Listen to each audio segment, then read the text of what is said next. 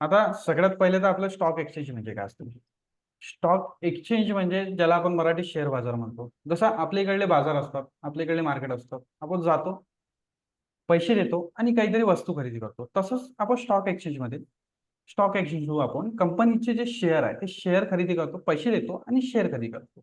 आता आपल्या इंडियात जर आपण पाहिलं तर आपल्या इंडियात दोन स्टॉक एक्सचेंज आहेत. एकाला म्हणतात एनएससी आणि एकाला म्हणतात बीएससी. एनएससीचा फुल फॉर्म आहे नॅशनल स्टॉक एक्सचेंज आणि बीएससीचा फुल फॉर्म आहे बॉम्बे स्टॉक एक्सचेंज. आता जे एनएससी आहे नॅशनल स्टॉक एक्सचेंज ते आहे गव्हर्नमेंट ओन आणि ते बनलेलं आहे जवळपास 1992च्या आसपास. त्याआधी फक्त बीएससी होतं. आता आपलं जे बीएससी आहे ते भारतातलंच नाही तर एशियातलं सगळ्यात जुनं स्टॉक एक्सचेंज आहे.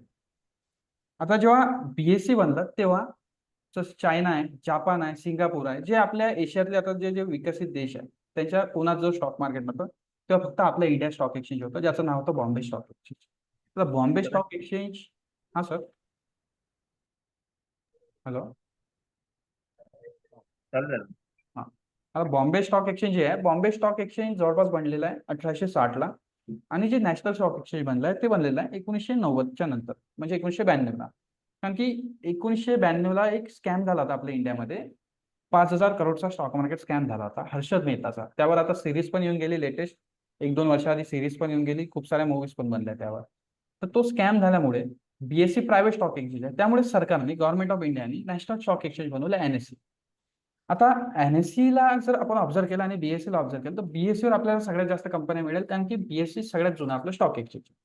आता बीएससी वर जर पाहिलं आपण तर जवळपास 7,000 प्लस कंपन्या आहेत आणि एनएससी वर जवळपास 4,000च्या आसपास कंपन्या आहेत. 4,000 कंपन्या एनएससी वर आहे आणि बीएससी वर 7,000 प्लस कंपन्या आहेत. आता आपल्याला कसं कळेल की स्टॉक मार्केट वर चाललं की खाली चाललं, स्टॉक मार्केट कुठे चाललेलं आहे, कसं परफॉर्म केलं आहे, हे आपल्याला माहित व्हासाठी एनएससी आणि बीएससीने काय केलेलं आहे, यांनी बनवलेले आहे स्वतःचे स्टॉक इंडायसेस. आता स्टॉक इंडायसेस कसे बनवले आहे. आता एनएससीने जो स्टॉक इंडायसेस बनवले एनएससीने काय केलं, एक बास्केट घेतली, त्या बास्केटमध्ये जवळपास 50 स्टॉक घेतले, 50 शेअर निवडले जे एनएससी ला वाटते की एनएससी वरचे म्हणजे नॅशनल स्टॉक एक्सचेंज वरचे जे टॉप 50 आणि बेस्ट परफॉर्मन्स वाल्याच्या 50 कंपन्या आहेत. त्या 50 कंपनीजला एनएससीने घेतलं आणि त्या 50 कंपनीला एनएससीने कसं घेतलं तर 50 कंपनीला एनएससीने सगळ्यात पहिले काय केलं, सगळ्यात पहिले सेक्टर वाईज डिवाइड केला. जसं बँकिंग अँड फायनान्स सेक्टर आहे, त्यानंतर आयटी सेक्टर आहे, ऑटोमोबाईल सेक्टर आहे, फार्मा सेक्टर आहे, इन्फ्रास्ट्रक्चर वाला सेक्टर आहे, म्हणजे वेगवेगळे सेक्टर आहे. या सेक्टरनुसार सर्वात पहिले तर एनएससी आणि बीएससी एनएससीने काय केलं, एनएससीने कंपन्याला डिवाइड केला. आता जर सेक्टर वाईज डिवाइड केला त्यानंतर त्या सेक्टरचे स्टॉक घेतले. आता आपण स्टॉक पाहू कसं एनएससीने डिवाइड केलेलं आहे. आता जर स्टॉक वाईज पाहिला सगळ्यात जास्त वेटेज दिलेलं आहे एनएससीने, म्हणजे एनएससीने जे 100 रुपयाचे 50 स्टॉक घेतले. तर एनएससीने निफ्टी 50 इंडेक्सेस बनवला ज्यामध्ये एनएससीने 50 स्टॉक घेतलेले आहे. त्याला नाव निफ्टी 50 आहे आणि त्याला नॅशनल 50 पण म्हटलं जातं. आता एनएससीने काय केलं, जे 100 रुपये इन्व्हेस्ट केले 50 स्टॉकमध्ये त्याच्यातले 13 रुपये 77 पैसे एचडीएफसी बँक मध्ये इन्व्हेस्ट केले. त्यानंतर 9 रुपये 56 पैसे जवळपास रिलायन्स मध्ये इन्व्हेस्ट केले. आता हे जे वेटेज आहे त्याचे 13.77 दिसत आहे, हे 13.77 वेटेज आहे म्हणजे मॅक्झिमम 100% झालं. त्यापैकी 13.77 एचडीएफसी बँक मध्ये इन्व्हेस्ट केले, 9.56 रिलायन्स मध्ये इन्व्हेस्ट केले. आता हे तर स्टॉकनुसार कम्पॅरिझन झालं, स्टॉकनुसार इन्व्हेस्टमेंट झाली. अशीच इन्व्हेस्टमेंट एनएससीने सेक्टर वाईज घेतलेली, आधी सेक्टर वाईज डिवाइड केलं. आता सगळ्यात पहिले जर पाहिलं तर फायनान्शियल सर्व्हिसेस हे जे सेक्टर आहे, जसं दिसत आहे एचडीएफसी बँक कोणत्या सेक्टर मधलं आहे, फायनान्शियल सर्व्हिसेस. त्यानंतर रिलायन्स दिसत आपल्याला ऑइल अँड गॅस. त्यानंतर ICICI bank financial services, Infosys दिसत आपल्याला इन्फॉर्मेशन टेक्नॉलॉजी, आयटीसी कंपनी ते दिसत आपल्याला एनएफसीजी. तर असं FMCG sector, oil and gas sector, IT sector, financial service sector असं सेक्टर वाईज डिवाइड केलं. आता आपण सेक्टर वाईज पाहू कसं डिवाइड केलेलं आहे. अच्छा सिंपल आपण जर गुगल सर्च कराल तुम्ही तर तुम्हाला सेक्टर वाईज डेटा मिळून जाईल. आता सिंपल गुगलवर जर टाकला निफ्टी 50 स्टॉक्स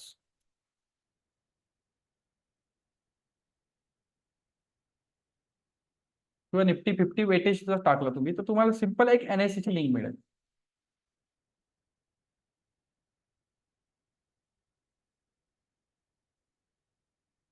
एक मिनिट, निफ्टी 50 वेटेज टाकतो आपल्याला सेक्टर वाईज पाहायचं आहे.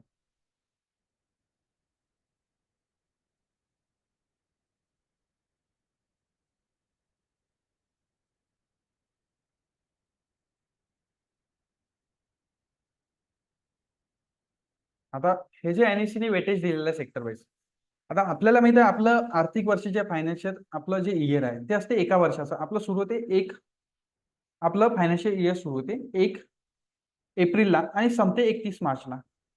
तर आता NSE आणि BSE काय करते, हे जे वेटेज देते वेगवेगळ्या सेक्टरला, हे जे वेटेज आहे हे प्रत्येक आपल्या फायनान्शियल एका वर्षामध्ये क्वार्टर असतो, 3 महिन्याचा एक क्वार्टर असतो आणि असे एका वर्षात आपले 4 क्वार्टर असतात. जसं एप्रिलला फायनान्शियल इयर सुरू झालं, एप्रिल मे जूनचा एक क्वार्टर, आता जुलै ऑगस्ट सप्टेंबरचा एक क्वार्टर. आता सध्या जुलै ऑगस्ट सप्टेंबरवाला सेकंड क्वार्टर चालू आहे आपला. त्यानंतर ऑक्टोबर नोव्हेंबर डिसेंबरचा तिसरा क्वार्टर आणि तिसरा क्वार्टर झाल्यावर जानेवारी मार्च आणि फेब्रुवारीचा चौथा क्वार्टर, असे 4 क्वार्टर असतात. आता प्रत्येक क्वार्टरनुसार NSE काय करते, प्रत्येक स्टॉकचा कंपनीचा परफॉर्मन्स चेक करते आणि प्रत्येक क्वार्टरनुसार हे वेटेज जे आहे हे दिसत आहे आपल्याला. जसं फायनान्शियल सर्व्हिसेस मध्ये 21.46 दिसत आहे, IT मध्ये इन्फॉर्मेशन टेक्नॉलॉजी 12.23 दिसत आहे, ऑटोमोबाईल मध्ये 11.74 दिसत आहे. हे जे वेटेज आहे हे वेटेज चेंज होत राहतं. हे वेटेज NSE प्रत्येक क्वार्टरली जे कंपन्याचे क्वार्टरली रिझल्ट असतात त्या रिझल्ट नंतर NSE चेक करते.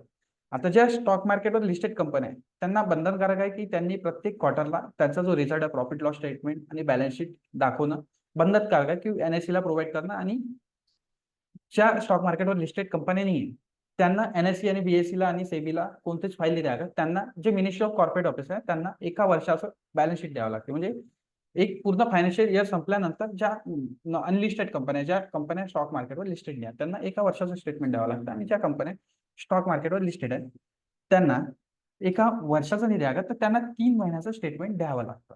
त्यामुळे 3 महिन्याच्या परफॉर्मन्सचा NSE आणि BSE जे त्यांचे इंडेक्सेस आहे ते जे वेटेज आहे हे वेटेज चेंज करत राहते. आता जसं आपण पाहतो की निफ्टीचं वेटेज, निफ्टीचे आता हे तर सेक्टर वाईज वेटेज झालं, कारण की सेक्टर वाईज पाहिलं आपण फायनान्शियल सर्व्हिसेसला सगळ्यात जास्त, IT ला आहे, ऑटोमोबाईलला आहे. आता आपण येऊ स्टॉकवर. आता स्टॉकनुसार जर पाहिलं तर HDFC बँकला सगळ्यात जास्त वेटेज दिलेलं आहे, त्यानंतर रिलायन्सला सगळ्यात जास्त सेकंड नंबरचा वेटेज दिलेला आहे, त्यानंतर ICICI बँकला दिलेला आहे, त्यानंतर इन्फोसिसला दिलेला आहे, ITCला दिलेला आहे, TCSला दिलेला आहे, लार्सन अँड टुब्रोला दिलेलं आहे. हे निफ्टीचे टॉप 10 स्टॉक आहे वेटेजनुसार. आता ह्या वेटेजचा फायदा काय होता, आता NSE काय केलेलं वेटेज देताना एक बास्केट घेतली, त्या बास्केटमध्ये सुरुवातीला तर वेटेज वाईज स्टॉक डिवाइड केले, सेक्टर वाईज डिवाइड केले, आणि त्या सेक्टरचे स्टॉक निवडले आणि त्यांना वेटेज दिलं त्या सेक्टरचं आणि ते स्टॉक या बास्केटमध्ये टाकले आणि या बास्केटमध्ये टाकून एक इंडेक्स लॉन्च केला, त्याला आपण नाव दिलं निफ्टी. म्हणजे ते जे स्टॉक्स आहे 50 स्टॉक वेटेजनुसार जसा परफॉर्मन्स देईल, जसं त्या स्टॉकचं जे वेटेज नुसार जे स्टॉकची बास्केट आहे ती बास्केट जर वर जात असेल तर आपण म्हणतो की निफ्टी वर चालला, ती बास्केटचं जर वेटेज नुसार जर ती बास्केट खालीच असेल तर आपण म्हणतो की निफ्टी खाली चालला. प्रांजली मॅडम म्हणताय मला काहीतरी काम आहे. ठीक आहे मॅडम, ठीक आहे चालेल.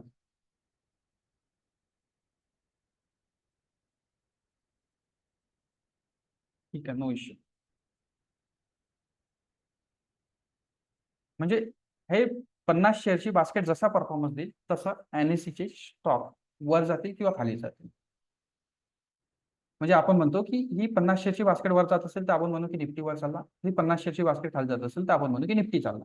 आता वेटेजचा फरक काय पडतो, आता आपल्याला माहित आहे की सगळ्यात जास्त वेटेज आहे HDFC बँकला.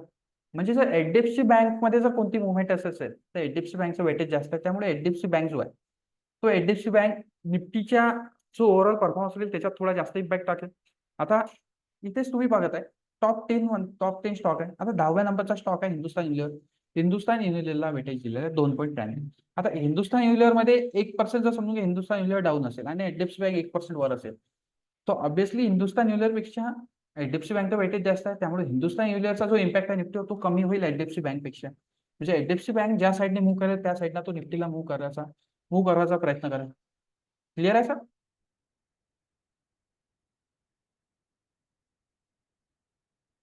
हा Belsare sir.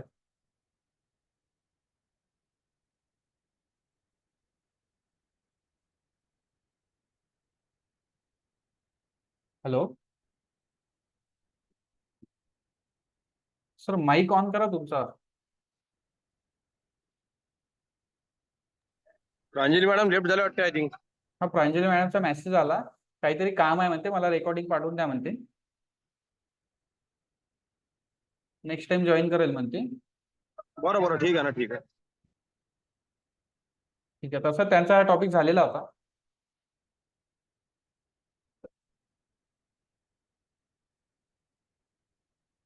Hello Belsar sir. हा सर बोला ना. हा, आपण हे जे पाहिलं आता यात काही तुम्हाला डाऊट आहे का? निफ्टी कसा बनला आपण ते पाहिलं शॉर्ट मध्ये. हो. नाही त्याच्यात काही doubt नाही. तुमचा आवाज एकदम हळू येत आहे. नाही याच्यात काही डाऊट नाही सर. ठीक. अशाच प्रकारे आता एनएससीनी आता निफ्टी बनवला. आता निफ्टी बनवताना एनएससीनी काय केलं? प्रत्येक सेक्टर निवडला. आता यामध्ये फायनान्शियल सर्व्हिसेस आहे, ऑइल अँड गॅस आहे, आयटी दिसून आला, आपल्याला एफएमसीजी दिसून आला. असाच एनएससीने काय केलेलं आहे? एनएससीने स्वतःचे सेक्टर वाईज इंडायसेस पण लॉन्च केलेले आहे. जसं आता निफ्टी फायनान्शियल सर्व्हिसेस आहे.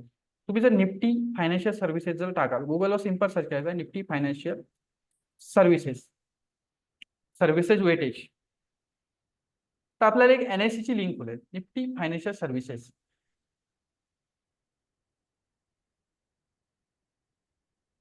या Nifty financial Sector service. wise त्यांनी हा सर वेगळे इंडेक्स बनवले.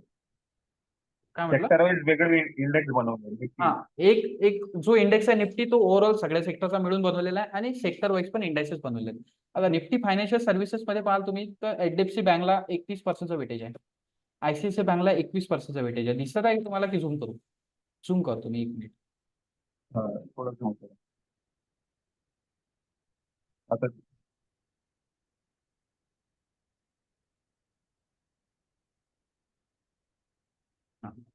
आता दिसत एचडीएफसी बँकला आपल्याला दिसत आहे की सगळ्यात जास्त वेटेज दिलेलं आहे निफ्टी फायनान्शियल सर्व्हिसेस मध्ये.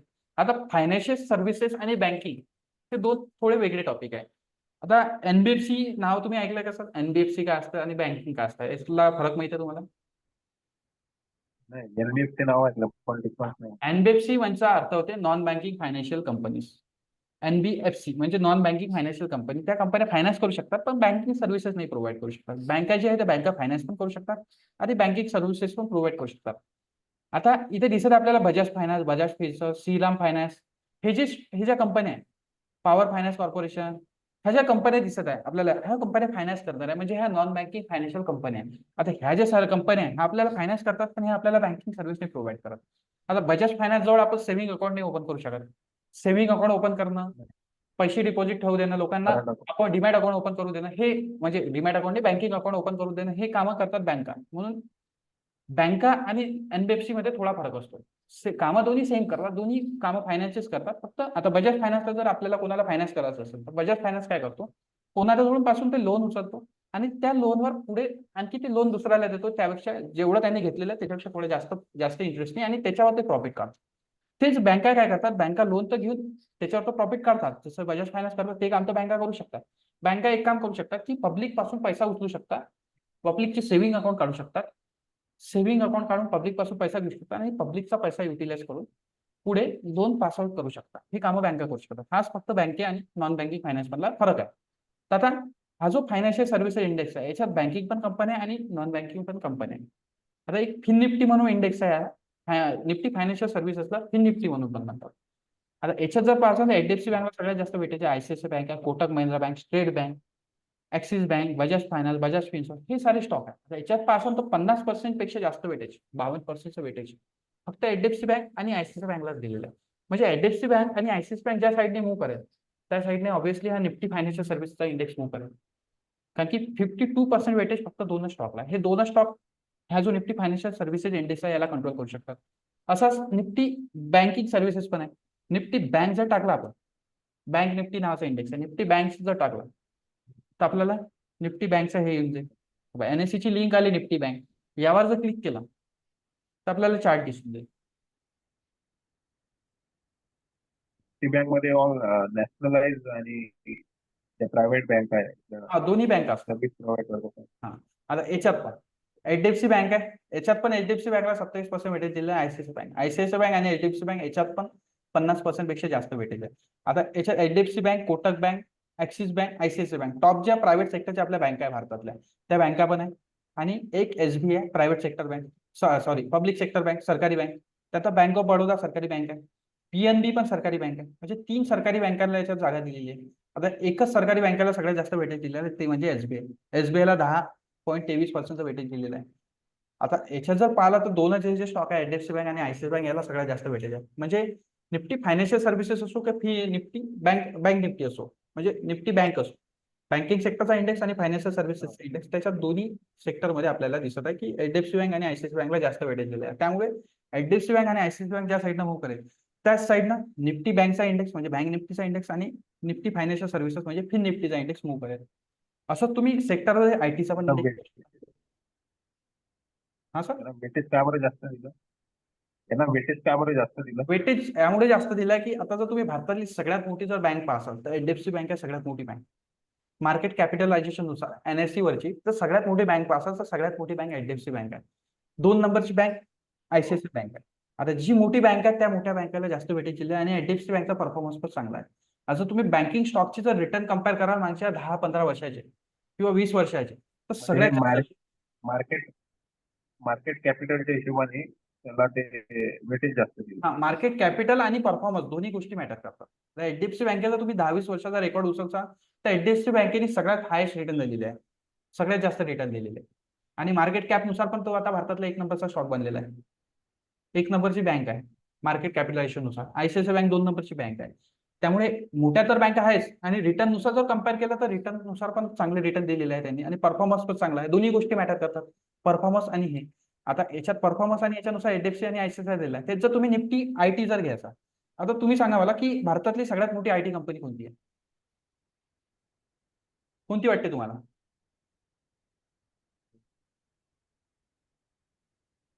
आयटी कंपनीचे नाव नाही माहिती तुम्हाला? टीसीएस आहे, इन्फोसिस आहे, विप्रो आहे, एसएल आहे, टेक महिंद्रा आहे.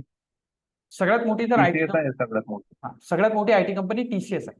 आणि इन्फोसिस जी आहे ती इन्फोसिस 2 नंबरची आयटी कंपनी.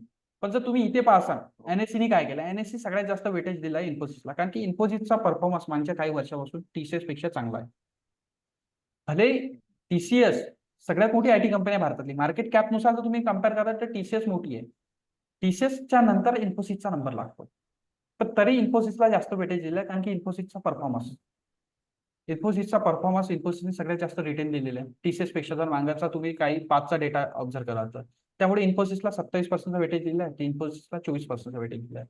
त्यानंतर बाकी स्टॉकला वेटेज दिली. त्यानंतर बाकी टेक महिंद्राचा नंबर लागतो, एसएल टेकचा नंबर लागतो, टेक महिंद्राचा नंबर लागतो, त्यानंतर विप्रोचा नंबर लागतो. आता निफ्टी आयटीचा इंडेक्स बनवला आहे, त्याच्यात अशा स्टॉकनुसार वेटेज दिलेला आहे. आता असाच ऑटोमोबाईलचा पण इंडेक्स आहे. आता हा आयटी सेक्टरचा इंडेक्स आहे, असाच ऑटोमोबाईलचा पण इंडेक्स आहे निफ्टी. निफ्टी ऑटो जर टाका तर एनएससी ची जी लिंक आहे तेच ओपन करायचे, तर एनएससी ची लिंक आली निफ्टी ऑटो. आणि निफ्टी ऑटोच्या इंडेक्सची आपल्याला इथं व्हॅल्यू दिसत आहे 25,250 चालू आहे ऑटो इंडेक्स. आता याच्यात जर पाहसाल तर सगळ्यात जास्त वेटेज दिलेला आहे एमएनएम. त्यानंतर नंबर लागतो टाटा मोटरचा, त्यानंतर नंबर लागतो मारुतीचा. निफ्टी ऑटोमध्ये किती कंपन्या? सगळ्यात ऑटोमोबाईल सेक्टर. आता तुम्हाला ह्या ज्या कंपन्या दिसत आहे इथे एवढ्या कंपन्या ऑटोमोबाईल मध्ये आहे. आता ऑटोमोबाईल मध्ये पहा, ऑटोमोबाईल मध्ये गाड्या बनवणाऱ्या तर आहेच, 2 व्हीलर आणि 4 व्हीलर बनवणाऱ्या तर आहेच. याच्यात पहा एक्साइड बॅटरीला पण जागा दिलेली आहे. एक्साइड बॅटरी ऑटोमोबाईल मध्ये बॅटरी युज होते. त्यानंतर एमआरएफचा टायर, अपोलो टायर आपण युज करतो, म्हणजे ऑटोमोबाईलचे जे कंपोनंट बनवणारे आहे ते आपण कंपन्याला याच्यात जागा दिली. जसं ऑटोमोबाईलचे कंपोनंट हा बोश कंपनी आहे, याचे ऑटोमोबाईलचे पार्ट बनवते. मदरसन सुमी आहे, हे पण ऑटोमोबाईलचे पार्ट बनवते. त्यानंतर इथे बालकृष्ण इंडस्ट्री दिसत आहे, हा पण ऑटोमोबाईलचे पार्ट बनवतो. आणि एमआरएफ आणि अपोलो टायर हे 2 तर टायरवाले आहेत, कारण की ऑटोमोबाईल मध्ये टायर युज होतात. आणि एक्साइड बॅटरी पण ऑटोमोबाईल मध्येच युज होते. ऑटोमोबाईल मध्ये 2च बॅटरी युज होतात, एक एक्साइड आणि एक अमर राजा. आता इथे अमर राजाला जागा नाही दिली आहे, एक्साइडला जागा दिली आहे, कारण की एक्साइडचा परफॉर्मन्स चांगला आहे. त्यामुळे एक्साइडला इथे जागा दिलेली आहे अमर राजापेक्षा. आणि एक्साइड बॅटरी जास्त युज केल्या जाते अमर राजापेक्षा, त्यामुळे एक्साइडला इथे जागा दिलेली आहे. म्हणजे ऑटोमोबाईलचे जेवढे पण कंपोनंट बनवणारे स्टॉक आहेत ते ऑटोमोबाईलचे कंपोनंट वाले स्टॉक आणि ऑटोमोबाईल म्हणजे ऍक्च्युअल व्हेकल बनवणारे स्टॉक, त्या दोन्ही स्टॉकला निफ्टी ऑटोच्या इंडेक्स मध्ये जागा दिलेली आहे एनएससीने. म्हणजे या सगळ्याचा मिळून निफ्टी. असं काही आहे का? असं काही आहे की ज्यांनी आयपीओ लॉन्च केला तेच एनएससी किंवा बीएससी मध्ये येतात? हा, ज्यांनी आयपीओ लॉन्च केला त्याच कंपन्या एनएससी किंवा बीएससी वर येतात. आपण ते पाहू ना पुढची प्रोसेस. जेव्हा कंपनीला पैशाची गरज असते तेव्हा कंपनी आयपीओ लॉन्च करते आणि त्यानंतर कंपनी लिस्टेड होते. जर कंपनीने आयपीओ आणलाच नाही तर कंपनी एनएससी बीएससी वर येणारच. पण एनएससी बीएससी वर अशा खूप साऱ्या कंपन्या ज्या ऑटोमोबाईल मध्ये आपण तरी त्याला याच्यात जागा नाही दिलेली. आता अमर राजा बॅटरीवाला स्टॉक आहे तो एनएससी वर आहे, एनएससी वर पण आहे, बीएससी वर पण. त्याला जागा नाही दिलेली आहे. आणखी टायरवाल्या स्टॉक मध्ये जर तुम्ही पाहता तर एक जेके टायर आहे, आणखी खूप साऱ्या टायरच्या कंपन्या आहेत. त्या एनएससी आणि बीएससी वर लिस्ट आहे, पण इथे एमआरएफ आणि अपोलोला जागा दिलेली आहे. म्हणजे एनएससी काय करते, एनएससी मार्केट कॅप नुसार पण विचार करते की कोणती कंपनी मोठी आहे, आणि परफॉर्मन्स पण पाहते किती रिटर्न दिलेले आहे. आता एनएससी आपल्याला माहित आहे की प्रत्येक क्वार्टरली रिझल्ट आता परफॉर्मन्स चेक करते. आता तुम्ही जर एस बँक माहिती आहे का तुम्हाला, एस बँक? हा. हा, एस बँकचा शेअर 2019 पर्यंत, 19-20 पर्यंत एस बँकचा शेअर एनएससीचा पार्ट होता, एनएससी निफ्टीचा पार्ट होता. आता एनएससीचा जो पार्ट आहे निफ्टीचा पार्ट होता. निफ्टी 50 मध्ये एस बँकचा शेअर होता. आता निफ्टी 50 मध्ये जर तुम्ही ऑब्झर्व करा तर एस बँकचा शेअर नाही. आणि एक झी एंटरटेनमेंट म्हणून शेअर आहे, झी एंटरटेनमेंटचा शेअर पण निफ्टी 50 पार्ट होता, तो निफ्टी 50चा आता पार्ट नाही. आता एस बँकच्या जागी निफ्टी 50चा पार्ट नसलेला नेसलेचा शेअर होता, जो निफ्टी 50चा पार्ट नव्हता. जेव्हा एस बँक निफ्टीचा पार्ट होता तेव्हा नेसलेचा स्टॉक निफ्टीचा पार्ट होता. तर एनएससीने काय केलं, एस बँकला काढलं आणि नेसलेला आतमध्ये घेतलं. त्यानंतर त्यानंतर काय केलं, त्यानंतर झी एंटरटेनमेंट आहे त्याला काढलं, आणि अदानी एंटरप्राइज निफ्टीचा पार्ट नव्हता 2022 पर्यंत. 2022ला अदानी हा, म्हणजे एंटरप्राइज, हा, हा. 2022 हो. ला झी एंटरटेनमेंटला बाहेर काढलं आणि अदानी एंटरप्राइजला घेतलं. म्हणजे एनएससी काय करते, कंपनीला बाहेर पण काढते आणि आतमध्ये पण घेते, आणि वेटेज पण कमी जास्त करत राहते. म्हणजे डिपेंड करते एनएससी मध्ये घ्यायसाठी परफॉर्मन्स प्लस कॅपिटल मार्केट हा, मार्केट कॅपिटल आणि मूव ऑन करत आहे. म्हणजे टॉप 50 नाही होणार, 50 राहणार. ते मग मागं निफ्टी पुढे कमी जास्त कंपन्या परफॉर्मन्स 50च वर मग राहणार, कंपन्या 50च राहणार. कंपन्या आतमध्ये किंवा आतमध्ये येणार, काही निफ्टीच्या काही बाहेर जाणार, पण कंपन्या त्याच्यात 50च राहणार. 50च्या नाही 49 होणार नाही. परफॉर्मन्स.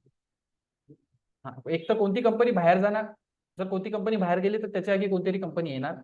कोणती कंपनी येणार असेल तर ते कोणाच्या तरी जागीच येणार. असे एनएससीने प्रत्येक सेक्टर वाईज इंडेक्स बनवलेले आहे. आता हे तर झाले एनएससीने इंडेक्स बनवले. आता आपण बघू म्युच्युअल फंड इंडस्ट्री कशी वर्क करते आणि इंडेक्स फंड काय असतं. आता जसं हे एनएससीने, एक मिनिट आपण हे पण बोलूया. आता एनएससीने आणखी इंडेक्स बनवलेले आहे. एनएससीने जसं हे इंडेक्स बनवले तसंच एनएससीने पहा आणखी इंडेक्सेस बनवलेले. हे तर झाले सेक्टर वाईज इंडेक्सेस पाहिले आपण, आणि एक निफ्टी पाहिला. निफ्टी नंतर एनएससीने तुम्हाला स्क्रीनवर दिसत आहे निफ्टी 50 दिसत आहे. निफ्टी 50, निफ्टी नेक्स्ट 50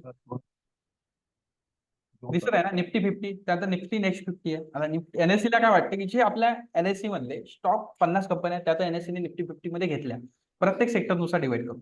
त्यानंतर प्रत्येक सेक्टर वाईज कंपन्याचा हिशोब विचार करून एनएससी ला वाटते की ज्या निफ्टी मधल्या टॉप नेक्स्ट 50 आहे, म्हणजे निफ्टीच्या 50 नंतर आणखी ज्या 50 आहे टॉप 50, त्या कंपन्या निफ्टीने आणि निफ्टी नेक्स्ट 50 इंडेक्स बनवला.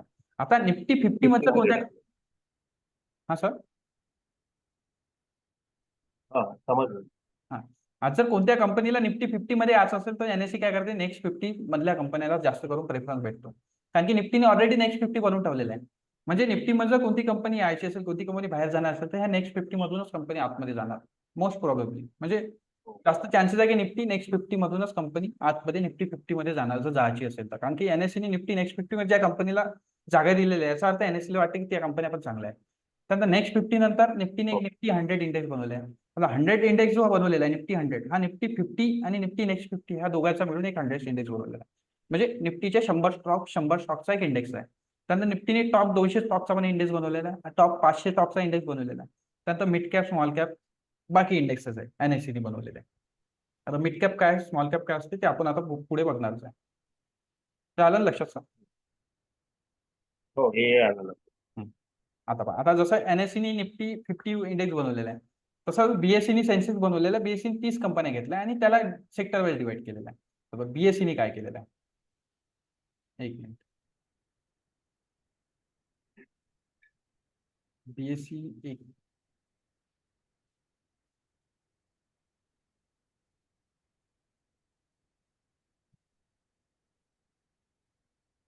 एक मिनिट, बीएससीचा डेटा नाही, आपण गुगलवर.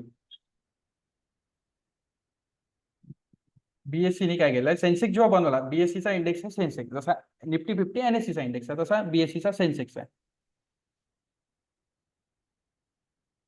सेन्सेक्स बीएससीचा इंडेक्स आहे. तर बीएससीने काय केलं, बीएससीने निफ्टी सारखे 50 स्टॉक नाही घेतले, बीएससीने फक्त 30 स्टॉक घेतले आणि 30 स्टॉकचा मिळून इंडेक्स बनवला. आता बीएससीचा जर तुम्ही इंडेक्स पाहता,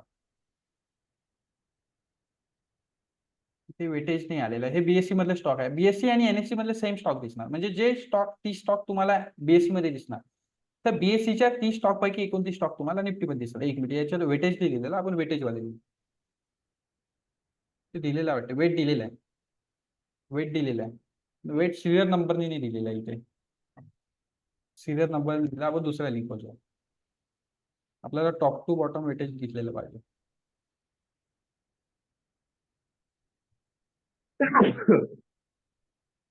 आता इथे वेटेज दिलेलं आहे. आता इथे बघ, एक सगळ्यात जास्त वेटेज एनएससीने आपल्याला पाहिलं की एचडीएफसी बँकेला दिला होता. पीएससीने पण सेम काम केलं, एचडीएफसी बँकेला सगळ्यात जास्त वेटेज दिला. तर रिलायन्सला एनएससीने पण सेकंड नंबरचा वेटेज दिलं होतं, यांनी पण दिलं. आयसीआयसीआय बँकला थर्ड नंबरचा वेटेज एनएससीने पण दिलं होतं, हे बीएससीने पण दिलं. त्यानंतर इन्फोसिसला 7% वेटेज दिला, तिसऱ्या नंबरचा वेटेज दिला. त्यानंतर आयटीसीला दिलं होतं, टीसीएस सेम वेटेज आपल्याला दिसत आहे, जे एनएससीने दिलं होतं सेम दिसत आहे, फक्त थोडं आपल्याला जास्त दिसत आहे. बीएससीने एनएससीने एचडीएफसी बँकला 11% दिलं होतं, 11 की 12%. बीएससीने 13% दिला, कारण की एनएससीला 50 स्टॉकला वेटेज द्यायचं होतं टोटल, बीएससीला फक्त 30 स्टॉकला वेटेज द्यायचं. त्यामुळे बीएससीने थोडं जास्त वेटेज दिलं, 1% थोडा आपल्याला फरक दिसत आहे. आणि याच्यात जर तुम्ही पाहसाल तर एक हा 13 नंबरचा स्टॉक दिसत आहे, त्याला 2.64% वेटेज आहे, एचयूएल हाऊसिंग फायनान्स. हाच फक्त एक स्टॉक आहे जो आपल्याला एनएससी मध्ये, एनएससीचा जो निफ्टी इंडेक्स आहे त्याच्यात दिसणार नाही. हा फक्त बीएससीच्या सेन्सेक्स मध्ये. बाकी सगळ्या कंपन्या, axis bank, SBI, Kotak Mahindra bank, Mahindra and Mahindra, Bajaj finance, Tata Motors, हे सगळे स्टॉक आपल्याला एनएससीच्या वेबसाईटवर दिसतात. टॉप 30 स्टॉक, 30 कंपन्या याच्यात, 30 कंपन्या. 30 नंबरला, तिसऱ्या नंबरला सगळ्यात शेवटी वेटेज दिला आहे यांनी विप्रोला. विप्रोला 1% पेक्षा कमी वेटेज दिलेला आहे.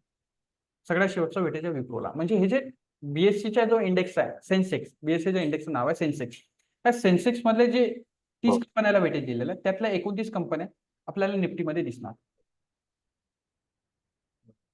आता हे जशी बास्केट परफॉर्मन्स करेल तसा सेन्सेक्सची प्राइस मूव्ह करेल. क्लिअर आहे सर? निफ्टी आणि बीएससी मध्ये आणि एनएससी मध्ये ट्रेड करणं सेमच आहे. हा, निफ्टीमध्ये ट्रेड करा किंवा तुम्ही सेन्सेक्स मध्ये ट्रेड करा, जवळपास सेमच आहे. कारण की वेटेज टॉप 10 जर तुम्ही वेटेज पाहिला तर टॉप 10 ज्या कंपन्या आहेत त्याला जवळपास 50% वेटेज येऊन जाईल. 50%च्या आसपास वेटेज आहे एनएससी, पण टॉप 10 कंपन्याला 50%च्या आसपास 50% वेटेज जे टॉप 10 कंपन्यांमध्ये डिवाइड केलेलं आहे. आणि बीएससीने पण सेम काम केलेलं आहे. त्यामुळे त्या कंपन्या जसा परफॉर्मन्स करेल तसा निफ्टी परफॉर्मन्स करेल, आणि त्याच कंपन्या सेन्सेक्स मध्ये, आणि सेन्सेक्स मध्ये जवळपास सेमच वेटेज आहे, तर सेन्सेक्स पण तसा सेमच परफॉर्मन्स करताना आपल्याला दिसेल.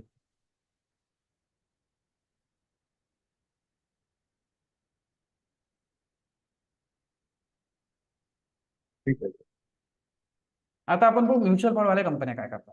आता म्युच्युअल फंड तुम्ही जेव्हा पाहाल तेव्हा तुम्हाला तिथे दिसेल small cap, mid cap, large cap. तुम्ही म्युच्युअल फंड मध्ये कधी इन्व्हेस्ट केलाय का सर? नाही सर. एसआयपी वगैरे चालू असेल तुमची? काहीच नाही का? ठीक आहे. आता जेव्हा आपण म्युच्युअल फंड मध्ये इन्व्हेस्ट करतो तेव्हा एक ऑप्शन असते लार्ज कॅप किंवा ब्ल्यू चिप फंड म्हणून लिहून राहते, ब्ल्यू चिप फंड. त्यानंतर एक ऑप्शन असते मिड कॅप फंड. त्यानंतर एक ऑप्शन दिसते आपल्याला small cap fund. Small cap. आता blue chip, small cap, mid cap याला एनएससीने डिवाइड कसं केलं? याला एनएससीने डिवाइड केलेलं आहे मार्केट कॅपिटलायझेशन नुसार. मार्केट कॅपिटल म्हणजे काय? मार्केट कॅपिटल म्हणजे कंपनीचे सध्याचा जो शेअर आहे, एका शेअरची सध्याची जे प्राइस चालू आहे, ते एका शेअरची प्राइस गुणेला मल्टिप्लाय बाय कंपनीने टोटल जितके शेअर इश्यू केलेले आहे तितके शेअर, ते झालं कंपनीचं टोटल मार्केट कॅप. समजून घ्या एखादी कंपनी आहे जिचा शेअर प्राइस चालू आहे 10 रुपये, आणि त्या कंपनीने टोटल जर 100 शेअर इश्यू केलेले असेल, तर आपण काय करू, 100 गुणेला 10 म्हणजे 1000 रुपयाचं त्या कंपनीचं टोटल मार्केट कॅप झालं. याच्यानुसार एनएससी डिसाईड करते की कोणती कंपनी मोठी आहे, कोणती कंपनी छोटी आहे, हे मार्केट कॅप नुसार डिसाईड होते. आता मार्केट कॅप ज्या कंपनीचं मार्केट कॅप 5000 करोड किंवा 5000 करोड पेक्षा कमी असेल, 5000 किंवा 5000 करोड पेक्षा जर कमी असेल किंवा लेस असेल, तर त्या कंपनीला आपण म्हणणार ती कंपनी आहे स्मॉल कॅप कंपनी. म्हणजे 5000 करोड पेक्षा ज्या कंपनीचा मार्केट कॅप कमी आहे त्याला आपण स्मॉल कॅप स्टॉक म्हणतो. आणि स्मॉल कॅप जे फंड असतात, म्युच्युअल फंड जे स्मॉल कॅप म्युच्युअल फंड असतात, त्या म्युच्युअल फंडमध्ये अशाच कंपन्या असतात ज्याचा मार्केट कॅप 5000 करोड पेक्षा कमी आहे. म्हणजे ज्या कंपन्याचा मार्केट कॅप 5000 करोड पेक्षा कमी आहे, त्याच कंपन्या जे म्युच्युअल फंड वाले आहेत ते स्वतःच्या म्युच्युअल फंडमध्ये घेतात आणि त्याला नाव देतात स्मॉल कॅप म्युच्युअल फंड. त्यानंतर स्मॉल कॅप नंतर येतो मिड कॅप. आता स्मॉल कॅप 5,000 करोड आहे तर मिड कॅप ऑब्विसली 5,000 करोड पेक्षा जास्त असेल. मिड कॅपचं मार्केट कॅप ज्या कंपन्याचं मार्केट कॅप 5,000 करोड ते 20,000 करोडच्या मधात असते. 20,000 करोडच्या आसपास असेल. 5,000 ते 20,000 करोडच्या मधात ज्या कंपन्यांचं मार्केट कॅप असेल त्या कंपनीला म्हटलं जातं मिड कॅप कंपनीज, म्हणजे मिड कॅप स्टॉक. त्या शेअरला मिड कॅप स्टॉक म्हटलं जातं. आणि त्या कंपन्यांचा मिळून जो म्युच्युअल फंड बनतो त्याला म्हटलं जाते mid cap fund. Mid cap म्हणजे अशा कंपन्या ज्या ऑलरेडी स्मॉल कॅप म्हणजे जे त्यांचा छोटा जो फेज आहे, जे त्यांचा स्टार्टिंग फेज आहे त्याच्यापासून पुढे निघून मोठ्या बनलेल्या आहे. पण इतक्या मोठ्याने झाल्या त्या की त्याला राज कॅप म्हणू आपण. पण त्याला आपण मिड कॅप म्हणू शकतो. त्याचा मार्केट कॅप ठीकठाक झालेला आहे. अशा कंपन्याला मिड कॅप म्हटलं जाते. आणि जे स्मॉल कॅप म्हणजे जे एकदम छोट्या कंपन्या ज्या लेटेस्ट स्टार्ट झालेल्या, ज्याला आपण स्टार्टअप पण म्हणतो, छोट्या कंपन्या ज्या स्टार्ट झालेल्या आहेत त्या अशा कंपन्याला स्मॉल कॅप म्हटलं जाते. मिड कॅप म्हणजे ज्या कंपन्या स्टार्ट होऊन थोड्या ग्रो झालेल्या पण इतक्या पण ग्रो नाही झालेल्या, जशा HDFC बँक आहे, रिलायन्स इंडस्ट्री इतक्या मोठ्या ग्रो नाही झालेल्या पण छोट्या कंपन्या मोठ्या झालेल्या आहेत अशा कंपन्याला मिड कॅप म्हणतात. लार्ज कॅप म्हणजे काय, ज्या कंपनीचा मार्केट कॅप 20,000 करोड किंवा त्यापेक्षा जास्त असेल. 20,000 करोड और ग्रेटर दॅन, म्हणजे 20,000 करोड किंवा त्यापेक्षा जर मार्केट कॅप जास्त असेल तर अशा कंपन्याला आपण म्हणणार लार्ज कॅप स्टॉक आहे. हा लार्ज कॅप स्टॉक आहे. आता या कंपन्यांच्या, मोठ्या कंपन्यांचा मिळून जो इंडेक्स बनतो, काय म्हणतो आपला म्युच्युअल फंड बनतो, त्या म्युच्युअल फंडला म्हटलं जातो लार्ज कॅप. आता लार्ज कॅप कंपन्या आणि ब्ल्यू चिप कंपन्या यामध्ये फरक काय. आता जे ब्ल्यू चिप कंपन्या असतात त्या पूर्ण blue chip stock large cap असतात. पण प्रत्येक लार्ज कॅप स्टॉक हा ब्ल्यू चिप नाही राहू शकत. आता निफ्टी 50चे जेवढे पण स्टॉक आहे, NSE स्वतःच्या इंडेक्समध्ये जागा दिलेली जेवढे पण स्टॉक आहे ते पूर्ण स्टॉक आहे लार्ज कॅप स्टॉक. निफ्टी 50 मधले सगळे स्टॉक लार्ज कॅप आहे. निफ्टी 50 मध्ये कोणता स्टॉक मिड कॅप आणि स्मॉल कॅप नाही, सगळे लार्ज कॅप स्टॉक आहे. आता ब्ल्यू चिप स्टॉक अशा कंपन्याला म्हटलं जाते ज्याला NSE आणि BSE स्वतःच्या इंडेक्समध्ये जागा दिलेली आहे. स्वतःच्या, आता NSE आणि BSE जर एखाद्या फंडला स्वतःच्या इंडेक्समध्ये जागा दिली असेल तर त्याची मार्केटमध्ये रेप्युटेशन वाढते. त्यामुळे अशा कंपन्याला ब्ल्यू चिप फंड म्हटलं जातं. आता त्याची रेप्युटेशन का वाढते, त्याची रेप्युटेशन यामुळे वाढते की म्युच्युअल फंडवाल्या कंपन्या इंडेक्स फंड लॉन्च करतात. आता इंडेक्स फंड काय ते आपण पुढे पाहणार आहे. इंडेक्स फंड लॉन्च करतात. इंडेक्स फंड एखाद्या कंपनी लॉन्च केला तर त्याला NSE जो इंडेक्स बनवला त्या इंडेक्स मधला स्टॉक बाय करावाच लागतो आणि स्वतःच्या पोर्टफोलिओमध्ये ठेवावाच लागतो. त्यामुळे अशा स्टॉकची मार्केटमध्ये एक वेगळी रेप्युटेशन असते. त्यामुळे अशा कंपन्यांना म्हटलं ब्ल्यू चिप स्टॉक. म्हणजे निफ्टी 50चे जे पण स्टॉक आहे 50 स्टॉक, त्या 50 स्टॉकला आपण म्हणणार ब्ल्यू चिप स्टॉक. आता ते 50 स्टॉक आहे लार्ज कॅप, पण लार्ज कॅप स्टॉक आहे पण त्यांची लार्ज कॅप पेक्षा ते थोडे वेगळे झालेले आहे कारण की NSE आणि BSE स्वतःच्या इंडेक्समध्ये त्याला जागा दिलेली आहे. त्यामुळे अशा कंपन्याला आपण ब्ल्यू चिप कंपन्या म्हणतात. क्लिअर आहे सर तिथपर्यंत.